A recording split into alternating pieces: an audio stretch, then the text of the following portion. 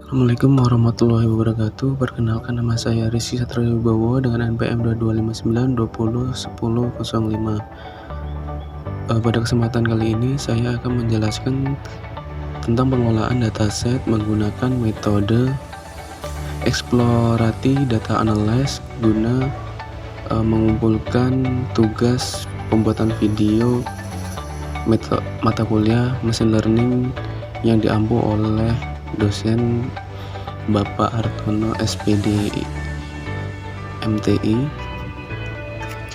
Di sini saya menggunakan dataset dari 5 Indian Diabetes yang saya dapatkan dari Kaggle. Oke, sebelum mulai mengolah data, kita harus mengimport library yang akan kita gunakan dalam mengelola data set kita nanti. Yang pertama di sini saya mengimport NumPy yang berguna untuk perhitungan komputasi numerik, dan Pandas untuk manipulasi data berbasis tabel. Ada Matplotlib untuk import library untuk membuat grafik. Ada Sysbone untuk visualisasi statistik, dan saya menggunakan plot decision regression untuk memvisualisasi hasil klasifikasi. Di sini juga saya menggunakan Missingno, yakni untuk visualisasi data yang hilang. Scatter metric untuk membuat scatter plot metrik. Standard scaler untuk standarisasi fitur. Trend test split untuk data menjadi set pelatihan data pengujian, dan KN Nextboard Classifier. Selanjutnya confusion metric untuk membuat metrik kebingungan. Lalu saya mengimport juga metrik berguna untuk evaluasi model. Selanjutnya classification report untuk menghasilkan laporan klasifikasi nantinya. Lalu ROC curve untuk membuat ROC curve. Selanjutnya ROC up score untuk menghitung skor ROC nanti. Selanjutnya juga saya mengimport grid search untuk melakukan pencarian parameter optimal menggunakan grid search. Selanjutnya saya mengimport warnings untuk mengabaikan peringatan yang tidak diperlukan. Lalu saya akan memakai warning ini untuk menonaktifkan peringatan yang mengganggu. Oke, untuk langkah selanjutnya saya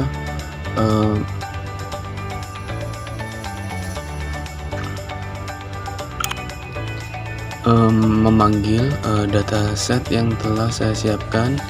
Di sini saya sudah siapkan ya dataset dalam bentuk CSV.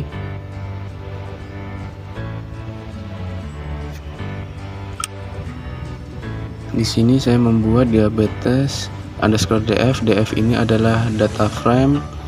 Lalu kita panggil atau kita baca PD. Kita panggil PD, yakni Pandasnya. PD read CSV, lalu masukkan nama dataset kita. Lalu kita buat diabetes underscore df dot head untuk melihat 5 teratas data set kita.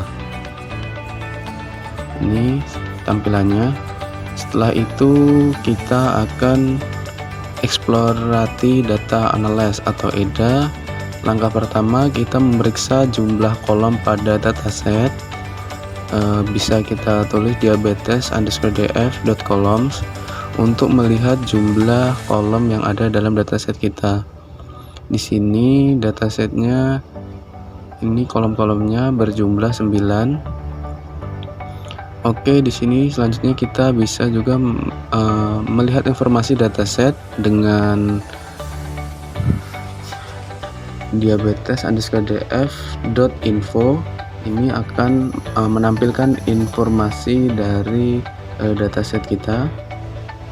Oke, selanjutnya kita akan memeriksa tentang dataset. Kita bisa menggunakan describe. Oke, Di sini akan muncul. Untuk mempermudah pembacaannya, kita akan mengubah baris menjadi kolom dengan menambahkan T atau transpose. Di sini kita membacanya akan lebih mudah. Oke, saya akan jelaskan sedikit. Di kolom glukos, rata-rata glukosa adalah 120 dengan deviasi standar 31. Kadar gula minimum adalah 0 dan maksimum adalah 199. Di kolom BMI rata-rata adalah 31 dengan deviasi standar 7,88. BMI minimum adalah 0 dan maksimum adalah 67,1. Oke, di sini kita bisa membacanya dengan mudah ya, karena telah kita ganti baris menjadi kolom. Jadi ini kolomnya standar min 25%, 50%, 70% dan maksimalnya bisa kita lihat. Oke, untuk langkah selanjutnya kita akan memeriksa missing value. Di sini saya menggunakan is0. Penjelasan singkat tentang is0 menghasilkan data frame dengan nilai boolean. Setiap sel dalam data frame baru akan bernilai true jika nilai sel tersebut adalah null atau hilang, dan false jika ada nilai yang valid. Oke, di sini bisa kita lihat semuanya false atau bisa dikatakan nilainya valid, tidak ada missing value. Oke, untuk mempermudah kita akan membuatnya menggunakan sum. Jadi dia akan berubah menjadi numerik ini.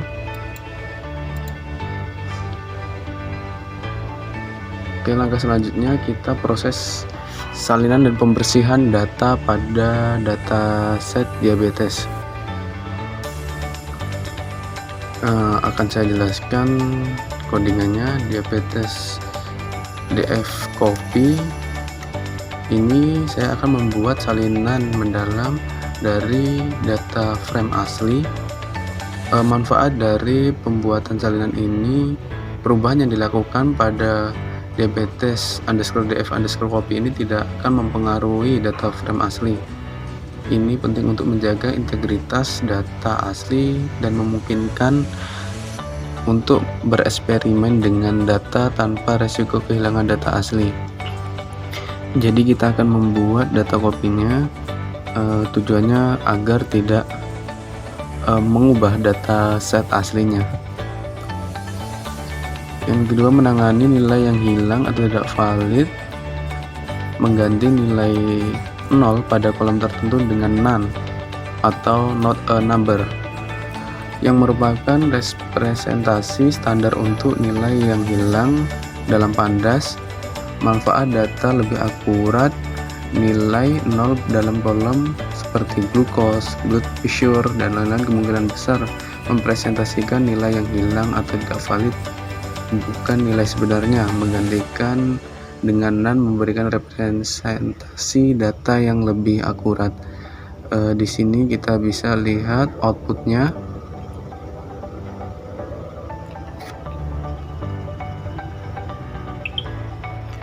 Setelah melakukan langkah tersebut, kita akan membuat visualisasi data. Di perintah P ini kita akan memasukkan diabetes _df.hits fixed size 2020. Saya akan jelaskan. Digunakan untuk membuat histogram dalam data frame diabetes. Hits ini, metode ini digunakan untuk membuat histogram dari setiap numerik dalam data frame. Histogram adalah cara baik untuk memvisualisasikan distribusi data. Fixed 2020 ini adalah parameter untuk menentukan ukuran figur atau grafik yang dihasilkan dalam grafik yang berukuran 20 inch x 20 yang cukup besar sehingga setiap histogram akan terlihat lebih jelas. dan mudah dibaca tentunya. Untuk variabel P-nya akan menyimpan objek dari histogram tersebut yang nantinya akan berguna untuk memanipulasi data lebih lanjut pada objek histogram. Oke, mungkin akan saya jelaskan sedikit tentang data dari histogram ini. Dari pregnancies atau kehamilan, jumlah kehamilan sebagian besar berkisaran 0 sampai 10 dengan nilai mayoritas nilai berada antara 0 sampai 5. Hanya sedikit perempuan yang memiliki lebih dari 10 kehamilan. Glukos atau glukosa, tingkat glukos ini menunjukkan distribusi berbentuk lonceng sebagian besar dengan nilai antara 100 sampai 150. Ini menunjukkan distribusi normal dengan pusat di sekitar 125 mg. Sangat sedikit catatan yang menunjukkan kadar glukosa di bawah 50 atau di atas 200. Selanjutnya untuk blood pressure atau tekanan darah, distribusi tekanan darah juga berbentuk lonceng dengan sebagian besar hasil antara 60 sampai 90. Hanya sedikit individu yang memiliki tekanan darah sangat rendah atau sangat tinggi. Skin thickness, ketebalan kulit, mayoritas individu memiliki ketebalan kulit antara 0 sampai 40 dengan puncak di sekitar 20. Sangat sedikit yang menunjukkan ketebalan di atas 40. Untuk insulin, kadar insulin sangat miring ke kanan dengan sebagian besar nilai berkisaran antara 0 sampai 200. Sangat sedikit individu yang kadar insulinnya yang sangat tinggi dengan beberapa nilai ekstrim mendekati 600. BMI atau indeks massa tubuh, nilai BMI terdistribusi secara normal dengan mayoritas individu memiliki BMI antara 20 hingga 40. Puncaknya berada di sekitaran 30, menunjukkan banyak individu berada dalam kategori kelebihan berat badan. Fungsi diabetes predictive function atau silsilah diabetes atau keturunan yang mungkin menunjukkan kemungkinan diabetes berdasarkan riwayat keluarga, menunjukkan distribusi miring ke kanan sebagian besar nilai antara 0,2 hingga 1,0 dengan penurunan tajam setelah 1,0. Selanjutnya di age atau usia, distribusi usia menunjukkan puncak antara 20 hingga 40 tahun dengan penurunan frekuensi seiring bertambahnya usia. Hanya sedikit individu yang berusia di atas 70 tahun. Untuk outcome atau hasil histografi ini kemungkinan mewakili variabel biner yang menunjukkan apakah seseorang menderita diabetes. 0 untuk tidak dan 1 untuk iya. Mayoritas nilai 0 menunjukkan bahwa lebih banyak orang dalam dataset ini tidak menderita diabetes. Sebagian besar fitur ini, glukosa, tekanan darah, dan BMI menunjukkan distribusi normal yang berpusat pada nilai fisiologis umum. Fitur lain seperti insulin dan fungsi silsilah diabetes memiliki distribusi yang miring. Variabel outcome menunjukkan ketidakseimbangan kelas dan lebih banyak orang yang tidak menderita diabetes.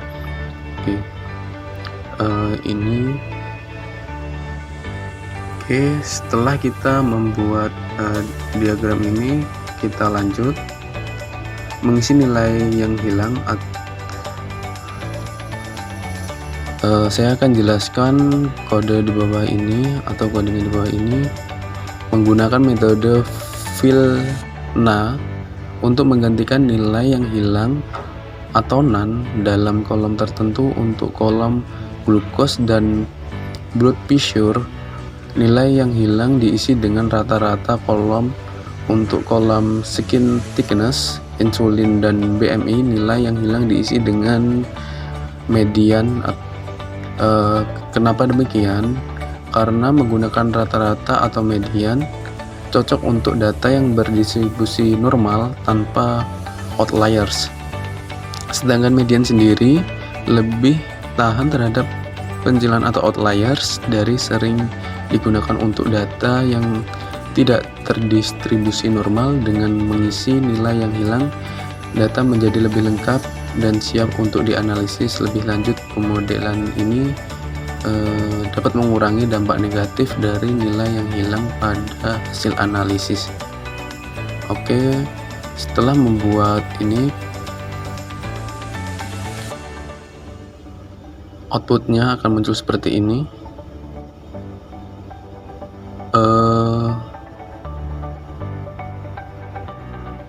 Ini bertujuan untuk menangani nilai hilang dari data frame dengan mengisi nilai NaN dengan rata-rata atau median yang sesuai dengan komunikasi, menghasilkan visualisasi distribusi data dengan histogram untuk numerik. Ini penting untuk memastikan data siap untuk dianalisis. Setelah kita membuat data ini, kita lanjut untuk menilai proporsi nilai hilang menggunakan pustaka MissingNo. Di variabel P sama dengan MissingNo.bar. Di sini kita gunakan untuk membuat visualisasi data yang menunjukkan jumlah nilai yang hilang atau missing values dalam data frame diabetes_df menggunakan pustaka MissingNo. MissingNo adalah singkatan untuk pustaka MissingNo, MSNo ini disingkat ini, yang dirancang khusus untuk visualisasi data yang hilang. Sedangkan untuk bar, metode pembuatan grafik batang yang menunjukkan proporsi nilai yang hilang di setiap data frame. Grafik membantu untuk data mengidentifikasi kolom mana yang memiliki nilai dan seberapa besar proporsinya. Untuk variabel P akan menyimpan objek dari visualisasi yang akan dihasilkan nantinya. Meskipun objek ini tidak selalu diperlukan, ini bisa berguna jika ingin melakukan manipulasi lebih atau menyimpan grafik. Fungsi grafik yang dihasilkan memberikan gambaran yang jelas sebaran nilai yang hilang, dapat membantu untuk menentukan langkah selanjutnya dalam penanganan nilai yang hilang. Oke, penjelasan secara singkat dari diagram bar ini. Kita akan tarik kesimpulan. Sumbu X berisi nama kolom dataset ini seperti pregnancy, glucose, blood pressure, skin thickness, insulin, BMI, diabetes prediksi function, X, dan outcome. Sedangkan sumbu Y menunjukkan proporsi atau persentase data yang tersedia dengan puncak datanya yakni 1.0 sama dengan 100%. Bar yang penuh setiap batang menunjukkan bahwa tidak ada nilai yang hilang atau missing di dalam kolom karena batang-batangnya penuh hingga 1,0. Ini jadi dia terpenuhi semua 1,0.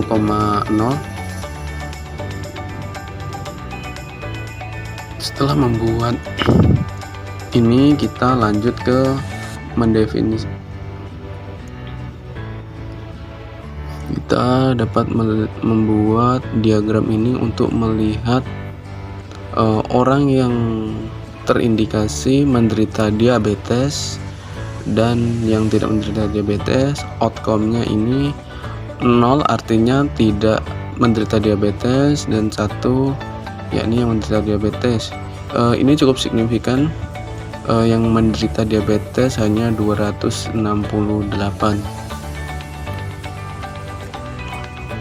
Selanjutnya kita akan membuat kode scatter metric yang dimana menggunakan variabel P.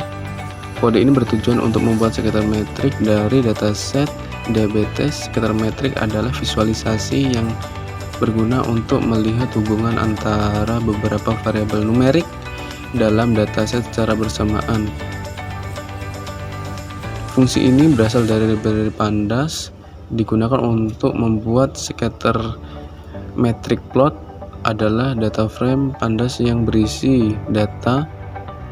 Fungsi scatter metric sendiri akan membuat plot untuk semua kolom numerik Dalam data frame ini,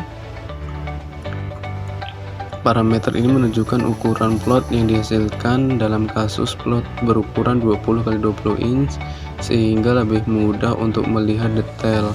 P adalah hasil plot untuk penyimpanan variabelnya nanti.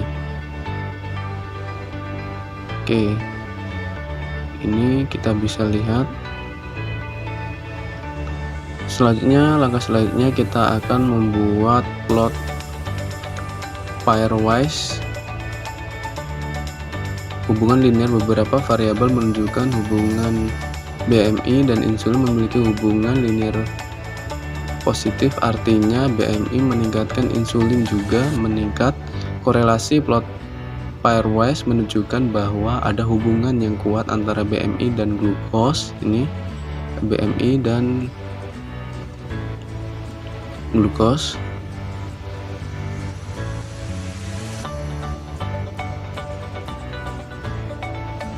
Juga cenderung meningkat. Varian beberapa variabel seperti skin thickness dan insulin memiliki banyak titik. Data yang terkonsentrasi di sekitar nilai-nilai tertentu menunjukkan bahwa data dalam variabel ini mungkin memiliki variasi yang terbatas. Outliernya sendiri, beberapa titik data terlihat jatuh dari titik data lainnya yang bisa menjadi outlier, sehingga keseluruhan plot pairwise dapat membantu kita dalam memahami hubungan antara variabel data diabetes. Oke, ini penjelas diagramnya, ini penjelasan singkatnya. Nanti selanjutnya kita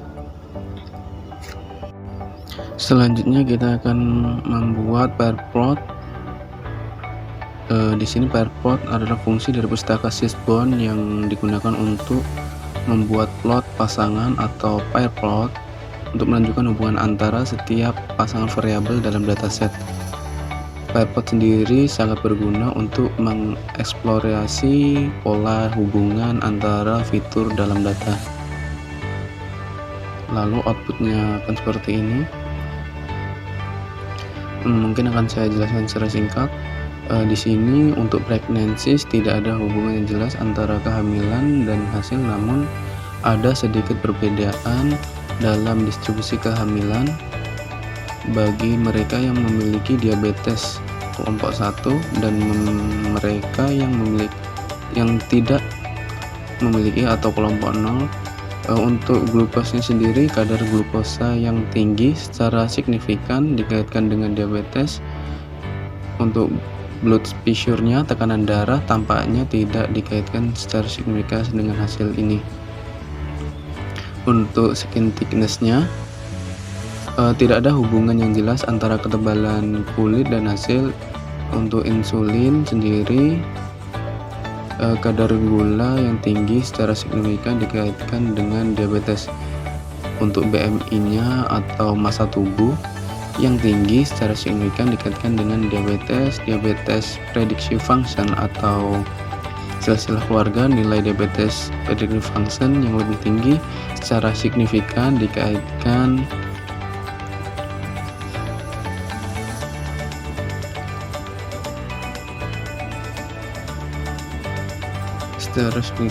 dengan hasil. Kesimpulan dari data ini, kadar glukosa, kadar insulin, dan BMI merupakan faktor yang paling penting dalam prediksi hasil diabetes.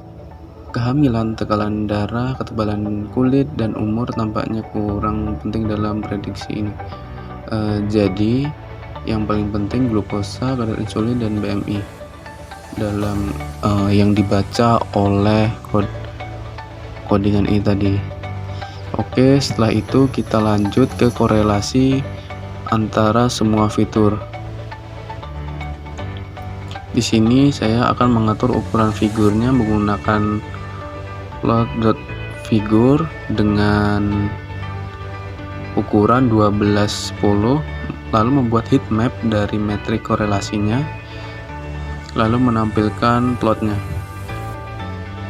Oke, ini outputnya akan saya jelaskan sedikit. Berdasarkan metrik korelasi, bisa kita lihat untuk usia memiliki korelasi positif yang kuat dengan glukosa, yakni 0,2, dan tekanan darah 0,24, yang berarti bahwa orang yang lebih tua cenderung memiliki kadar glukosa dan tekanan darah yang lebih tinggi. Untuk usia memiliki korelasi negatif yang kuat dengan ketebalan kulit 0,11, yang berarti bahwa orang yang lebih tua cenderung memiliki ketebalan kulit yang lebih tipis. Untuk glukosa memiliki korelasi positif sedangkan dengan tekanan darah 0,15, yang berarti bahwa orang dengan kadar glukosa yang lebih tinggi cenderung memiliki tekanan darah yang lebih tinggi. Untuk pragnasisnya sendiri memiliki korelasi positif lemah dengan glukosa, yakni 0,13, tekanan darah 0,14, dan BMI-nya 0,18, yang berarti bahwa orang yang hamil lebih banyak cenderung memiliki kadar glukosa, tekanan darah, dan BMI yang lebih tinggi. Untuk insulin memiliki korelasi positif sedangkan dengan ketebalan kulit 0,44 dan BMI 0,39, yang berarti bahwa orang dengan kadar insulin yang lebih tinggi cenderung memiliki ketebalan kulit dan BMI yang lebih tinggi. Dari penjelasan ini, fungsi silsilah diabetes memiliki korelasi positif lemah dengan glukosa 0,14, tekanan darah 0,041, dan BMI 0,18, yang berarti bahwa orang dengan fungsi silsilah diabetes yang lebih tinggi cenderung memiliki kadar glukosa atau tekanan darah dari BMI yang lebih tinggi. Oke, ini penjelasan dari heatmap. Tapi ini untuk data yang sebelum dibersihkan, kita akan bersihkan datanya menggunakan dengan note through. Lalu kita dapatkan kesimpulan dari data yang telah dibersihkan. Untuk egg dan pregnancy, seiring bertambahnya usia, kemungkinan seseorang memiliki banyak kehamilan juga meningkat. BMI dan skin thickness, semakin tinggi BMI, semakin tebal kulit seseorang. Oke, jadi untuk berat badannya semakin tinggi, otomatis kulitnya akan tebal. Untuk BMI dan insulin, semakin tinggi BMI semakin tinggi kadar insulin dalam tubuh. Glukos dan outcome, semakin tinggi kadar glukosa dalam darah semakin tinggi risiko terkena diabetes. Untuk usia dan outcome, semakin tua usia semakin tinggi risiko terkena diabetes. Diabetes pregnancy function, pedigree function, dan outcome, semakin tinggi nilai diabetes prediksi function semakin tinggi resiko terkena diabetes. Korelasi negatif lemah diabetes pregnancy function dan pregnancy, semakin tinggi nilai diabetes pregnancy function semakin rendah jumlah kehamilan seseorang. Untuk blood pressure dan pregnancy tidak ada korelasi yang signifikan antara tekanan darah dan jumlah kehamilan. Insulin dan pregnancy tidak ada korelasi yang signifikan antara insulin dan jumlah kehamilan. Hubungan positif antara BMI dan skin thickness serta BMI dan insulin mengidentifikasikan bahwa obesitas berperan penting dalam kandungan insulin dan ketebalan kulit. Untuk korelasi yang kuat antara glukos dan outcome serta egg dan outcome menegaskan bahwa tingginya kadar glukosa dan bertambahnya usia merupakan faktor risiko utama penyebab diabetes. Diabetes pregnancy function yang memiliki korelasi kuat dengan outcome menunjukkan bahwa riwayat keluarga diabetes merupakan faktor penting untuk menentukan seseorang memiliki risiko terkena diabetes. Oke, ini tadi bisa kita tarik kesimpulan tadi dari data yang telah kita bersihkan. selanjutnya kita akan membuat scaling data, maka akan muncul data-datanya. Lalu kita ke standarisasi. Langkah pertama kita akan membuat standarisasi fitur X, yakni mengimpor kelas standar scalar dalam scikit-learn untuk melakukan standarisasi data, melakukan scanning standarisasi pada semua kolom dalam data frame dbTest dfcopy kecuali kolom outcome.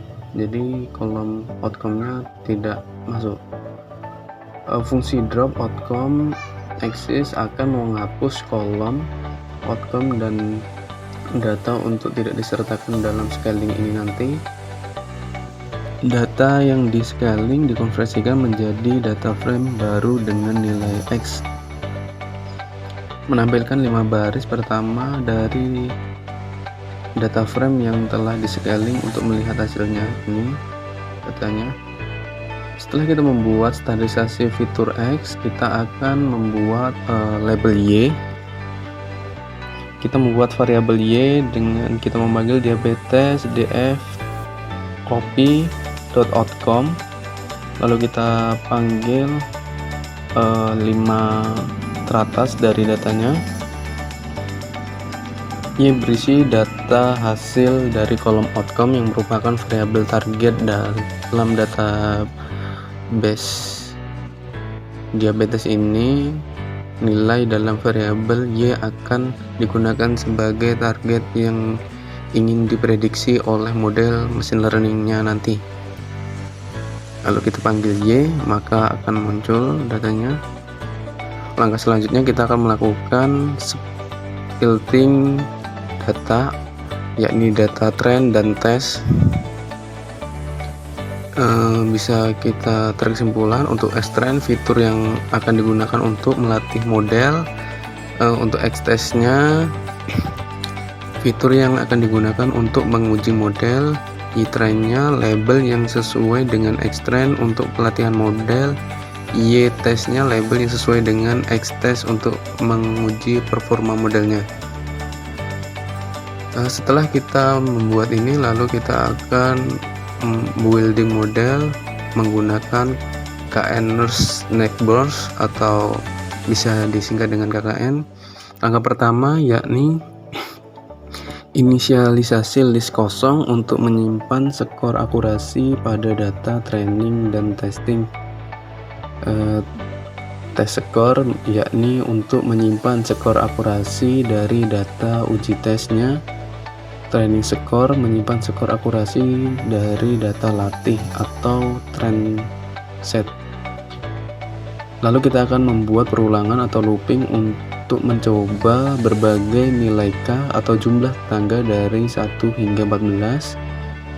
Kita membuat for I range 1,15, inisialisasi model K Nurse Neckburst atau KNN dengan I tetangga terdekatnya. Tujuan kode ini untuk mengevaluasi berbagai nilai K 1 hingga 14. Dengan menggunakan kode ini kita dapat melihat bagaimana perubahan nilai K jumlah tetangga dalam mempengaruhi akurasi model pada data latih dan pengujiannya. Jika akurasi pada data pelatihan sangat tinggi, tetapi akurasi pada data pengujian rendah, ini akan menunjukkan overfitting, model terlalu baik di data latih tetapi buruk di dalam data baru. Sebaliknya, jika akurasi pada kedua dataset sama rendah, ini mengidentifikasikan under model dapat pelajari.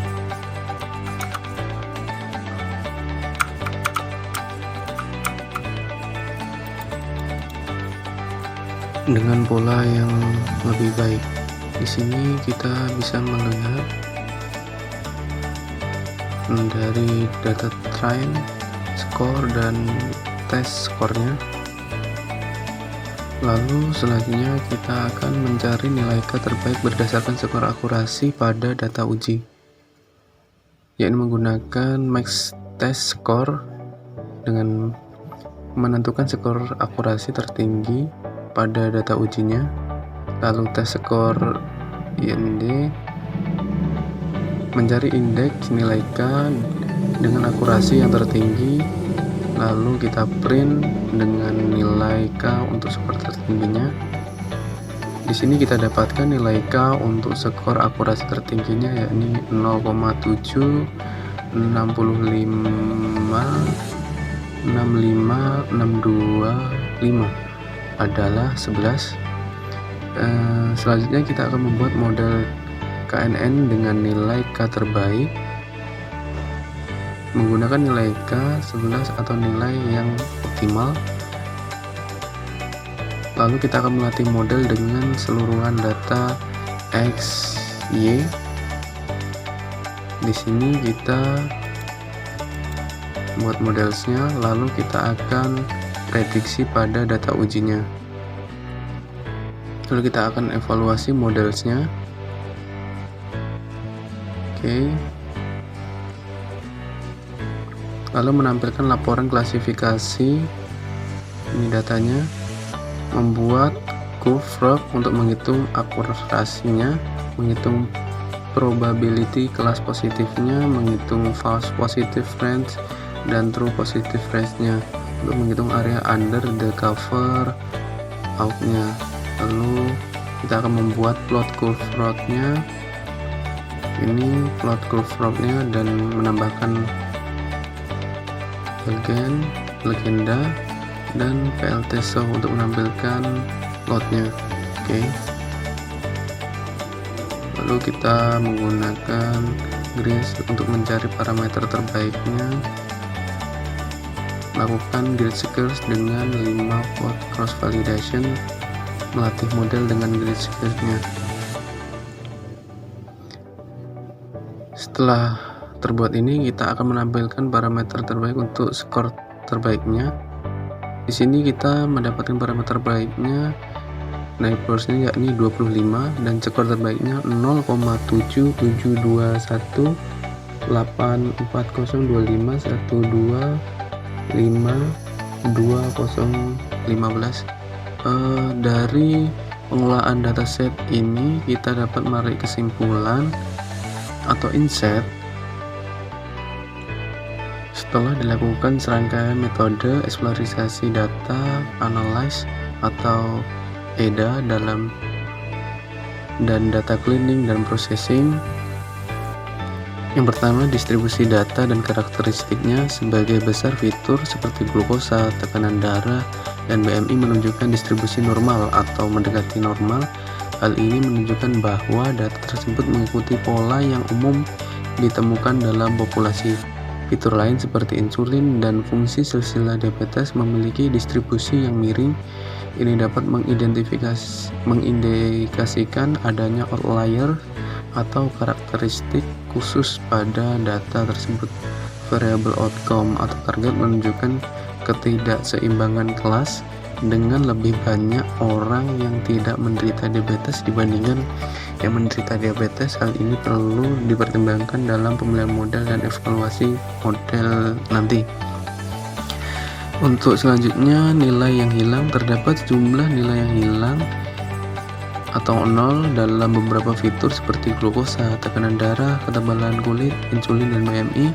Nilai-nilai yang hilang tersebut telah diatasi dengan menggantikan fitur rata-rata atau median sehingga data menjadi lebih lengkap dan siap untuk dianalisis.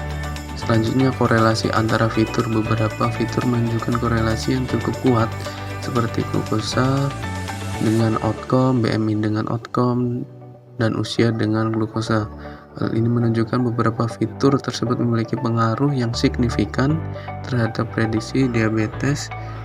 Visualisasi menggunakan heatmap membantu kita dalam mengidentifikasi korelasi antar fitur secara lebih mudah. Setelah korelasi antar fitur, kita membuat pemodelan dengan KNN. Model